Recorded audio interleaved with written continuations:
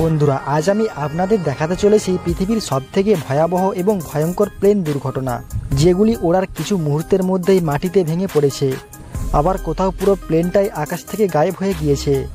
আজকের এই ভিডিওটির মাধ্যমে আমরা দেখতে চলেছি সেই রকমই কিছু ভয়ঙ্কর প্লেন দুর্ঘটনা, যার উত্তর বিজ্ঞানীরাও ঠিকভাবে দিতে পারেনি।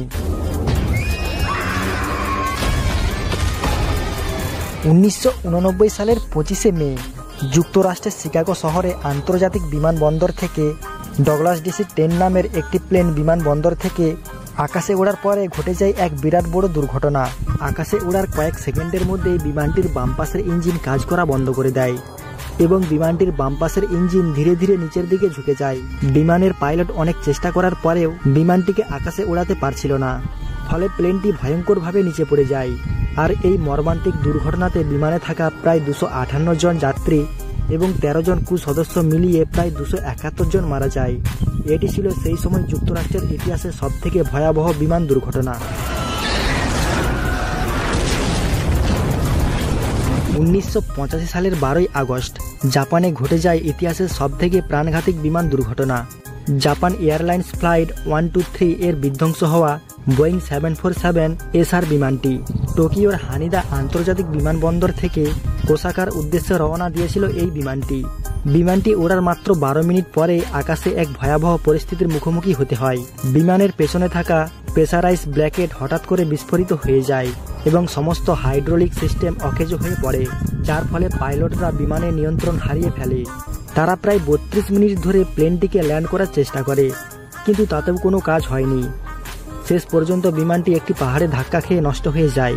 এর ফলে বিমানে থাকা প্রায় 524 জন যাত্রীর মধ্যে 520 জন যাত্রী মারা যায়।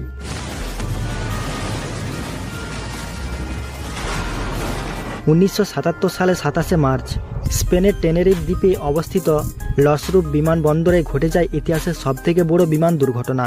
KLM রয়্যালস ডাচ এয়ারলাইন্সের বিমান 4805 এবং পেন আমেরিকার world air winds of flight 1736 রানওয়েতে সরাসরি মুখোমুখি হয় এবং বিধ্বংস হয়ে যায়। মূলত প্রচণ্ড কুয়াশার কারণে এই দুর্ঘটনা ঘটেছিল।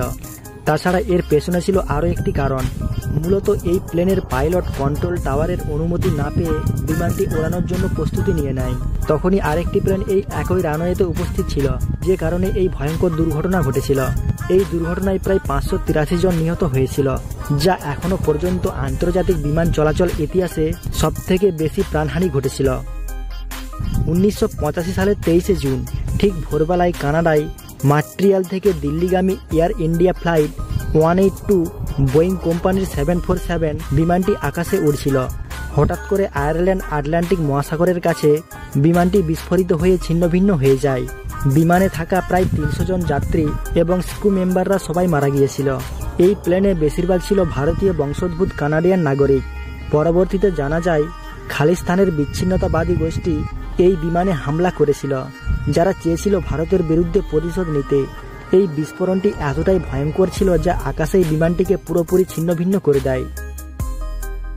2014 সালের 8ই March Malaysian airlines flight MH370 Boeing 777 বিমানটি মালয়েশিয়ার কুয়ালালাম থেকে চীনের বেজিং শহরে যাচ্ছিল, কিন্তু যাত্রার 40 মিনিট পরেই এটি রাডার থেকে পুরোপুরি গায়েব হয়ে যায়। ঠিক ওই সময় 239 জন যাত্রীর মধ্যে কেউ আর বেঁচে ফেরেনি। এছাড়াও 2025 সালে ভারতের আহমেদাবাদ রাজ্যে ঘটে যাওয়া ভয়াবহ বিমান দুর্ঘটনা, যেখানে প্রায় যাত্রী সহ প্রায় 300 জনের কাছাকাছি মারা গিয়েছিল। এছাড়াও 2025 সালে রিসেন্ট ঘটে যাওয়া বাংলাদেশের ভয়াবহ যুদ্ধ বিমান ক্রাশ।